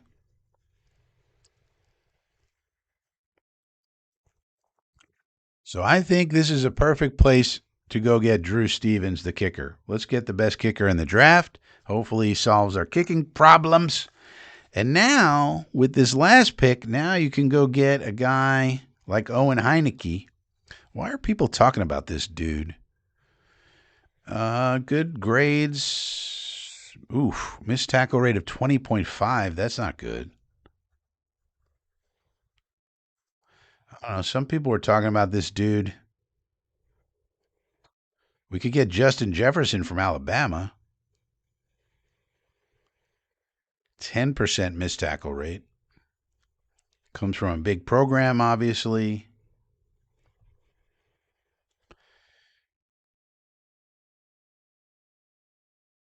Malik Benson is here. I love this dude. I'm tempted to get Malik Benson. Should we get another wide receiver?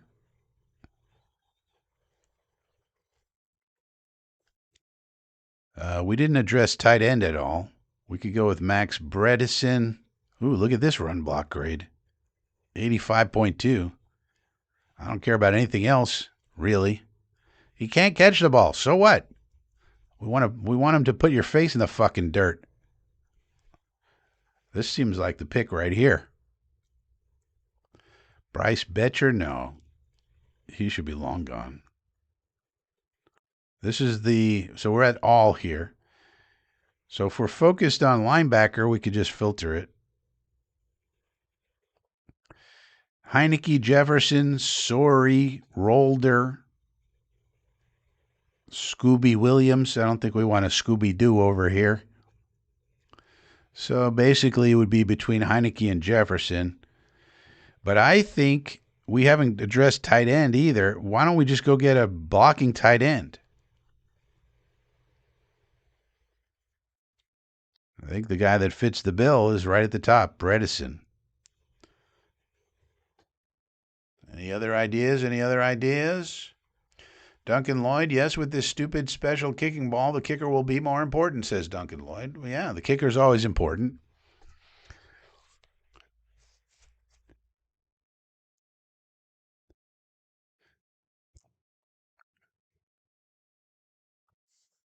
Bill says, get the monster TE that can't catch. Let's see if he's a monster. 6'2", 250. 250. Well, look, I mean, Guess he plays bigger than his size because he gets 85.2 run block grade.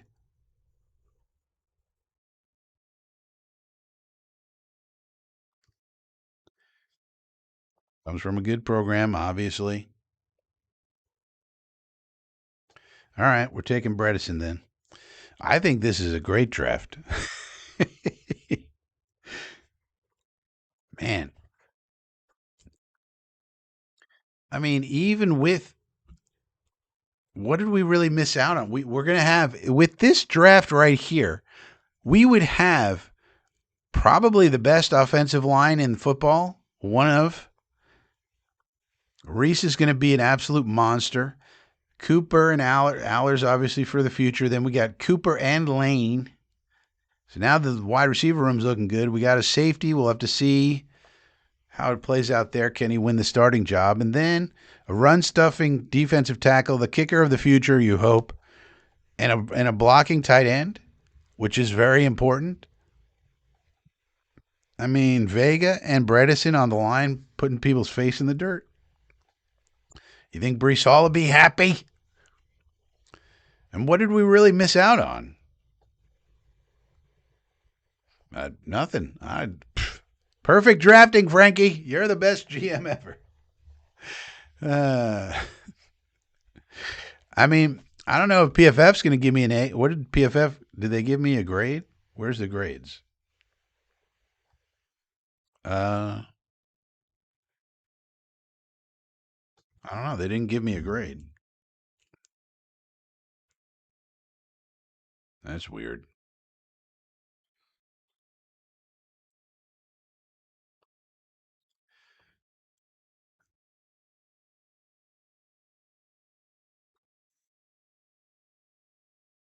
Grades are not available for drafts with a custom big board. Well, maybe that's the difference. We went with the consensus board. Maybe the consensus board is a lot more realistic.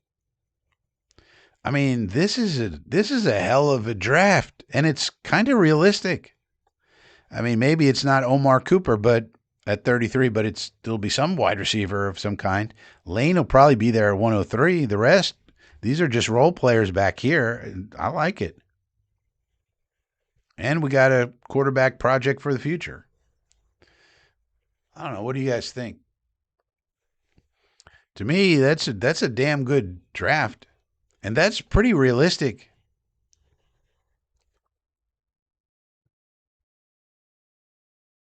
That's pretty realistic. Man, now Adam Schefter's reporting on Jaffer Murphy. That's the kicker from UTSA. I guess his agent probably is pretty well connected. There's a lot of people reporting on this kicker kicking a 70-yard field goal one time in practice.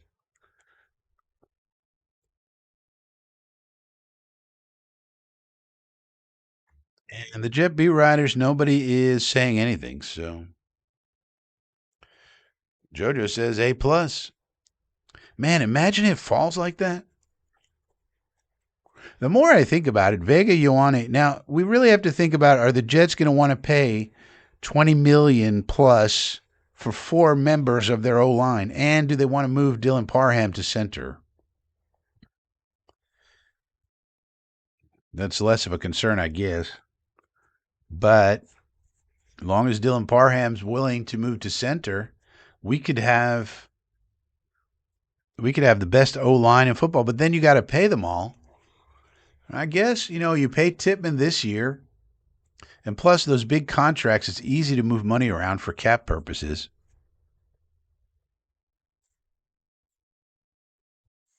Well, yeah, you need 4, I think, Joe. Like, you need to have backups and people who can do different things. Lane's the big guy. A.D. Mitchell's a big guy. Okay, well, there's your backup. Like, I think the Jets, look at the way the Jets are moving in free agency with these wide receivers. They don't want to pay them. I mean, Mooney went for $3 million, Joe. $3 million. We could have given him 5 easy, right? So obviously Muji does not like the free agency market of wide receivers. So what does that tell you? He probably wants to stock up in the draft. Then in case you lose one, you've got others coming on. I kind of like doubling up. I think wide receiver is one of the more important positions in football. So you need backups for one thing because guys get hurt, but then also just like a pipeline for guys taking on more of a role as time goes on.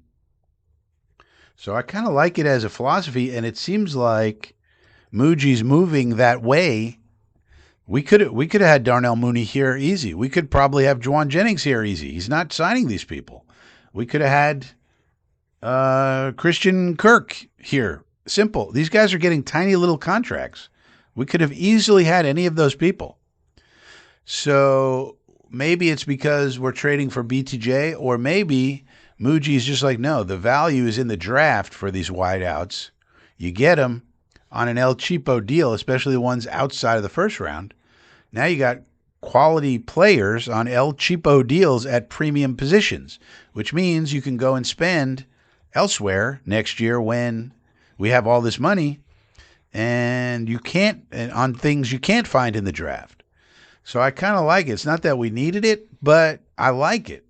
Go heavy in the draft on a premium position when you can get them on El Cheapo deals.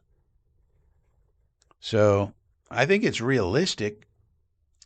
Cap will be going up. Yeah, the cap's always going up, and we got plenty of space. So I guess you could think about it like Tippmann gets paid this year, say, but it won't be for a few years. So they got to plan it out.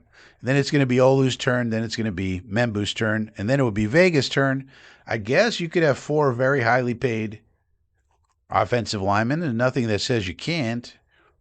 But at some point, we'll probably got to pay the quarterback in a, optimistic scenario. Eventually, you got to pay a quarterback $50 million fucking dollars. So I don't know. They would have to plan it out. You would really have to do, and we have people planning for all these scenarios, of course.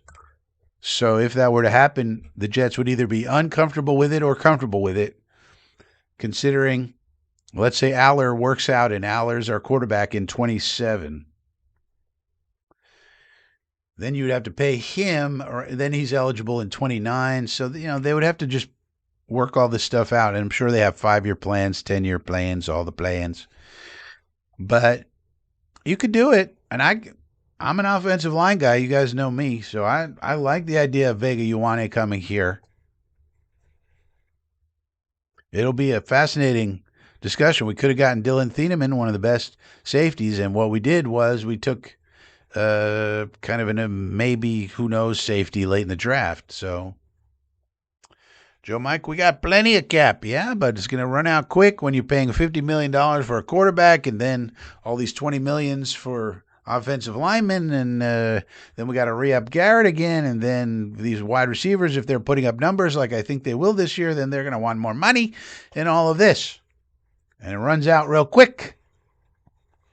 So you got to plan for it. That's one of the things where we're at a deficit with, where we don't have, I guess I could make them, but it's kind of difficult to make these big spreadsheets and plan things out. But we have Nick Sabella and we have a whole team that does that.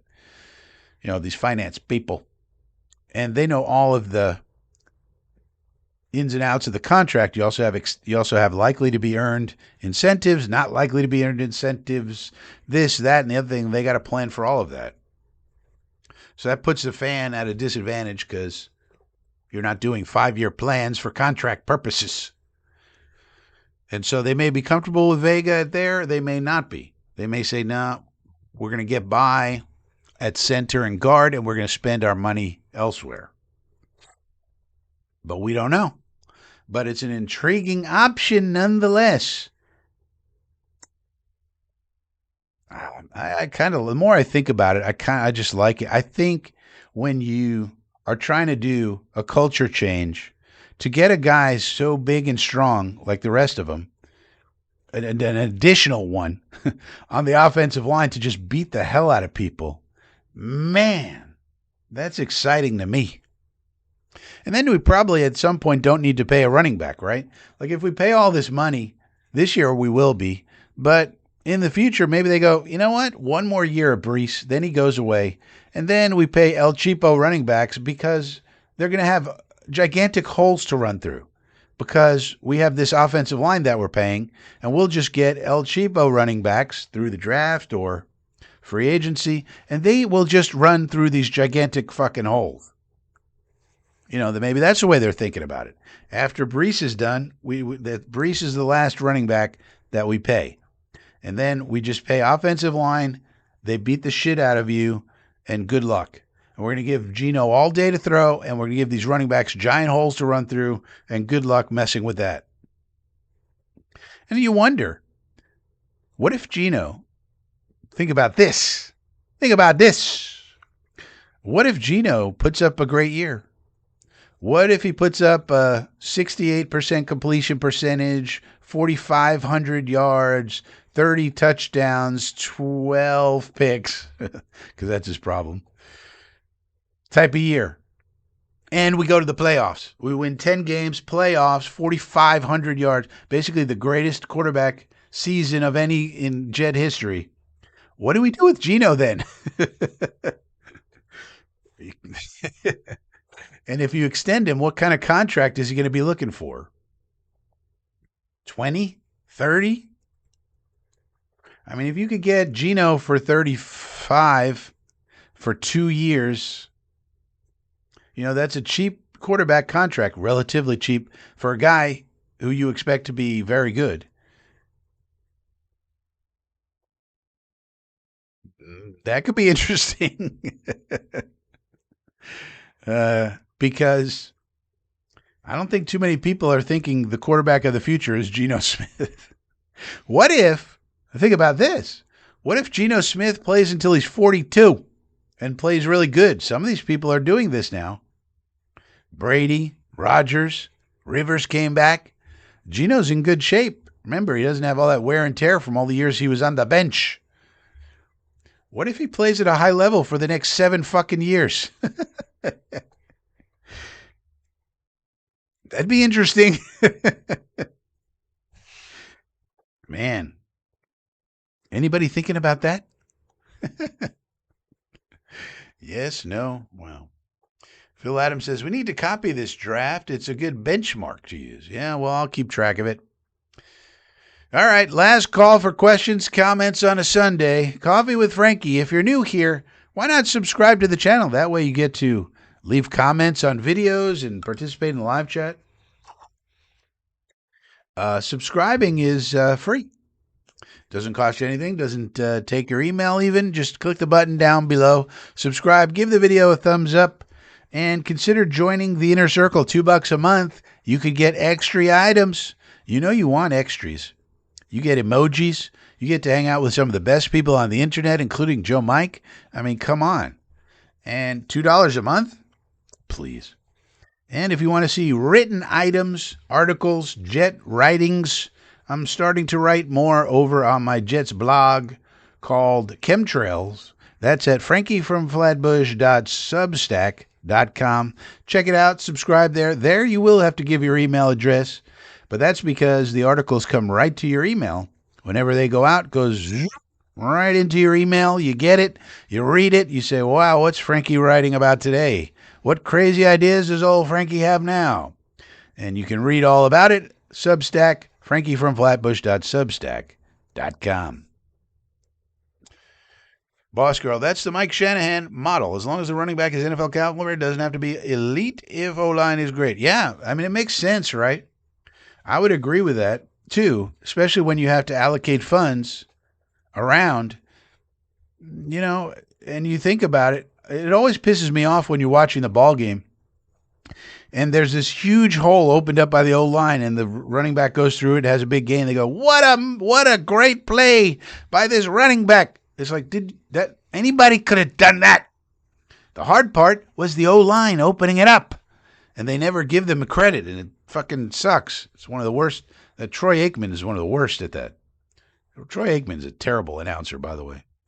But yeah, any old running back can run through a wide open Now, Bijan Robinson and some of these people who are amazing, they do more with less. And if you give them a hole, they're going to the house every time. And same thing with Brees. But Flatbush Dre, we have to ace this draft. We have to ace every draft, Dre. Hefe, honestly, in the moment, I wouldn't be excited about Vega, but when I see our O-line bully defense up front, I'd love it. Yeah. The only hesitation I think Mooj would have is paying all the guys, but I think it could be done. I think it could be done. Joe Mike says, look at these emojis. Yeah. Look, if you're a member along with Joe Mike, you could look at these custom emojis you could get. One of them is like Garrett Wilson. One of them says New York Jets. Another one is a guy in a helmet. I mean, these are fabulous emojis. You could get incredible emojis for just $2 a month. Tell me you don't have $2 a month extra at the end of everything? Come on, join up. $2 a month. What, are you kidding me? You get to hang out with Joe Mike and all these people? Come on. It's a beautiful thing. All right, well, we'll see if there's any news this week. It might be very slow, but we'll scratch out some content somehow. But thank you for joining on this Sunday. We appreciate it here on FSPN. We do try to differentiate our content from the rest of the bums out there.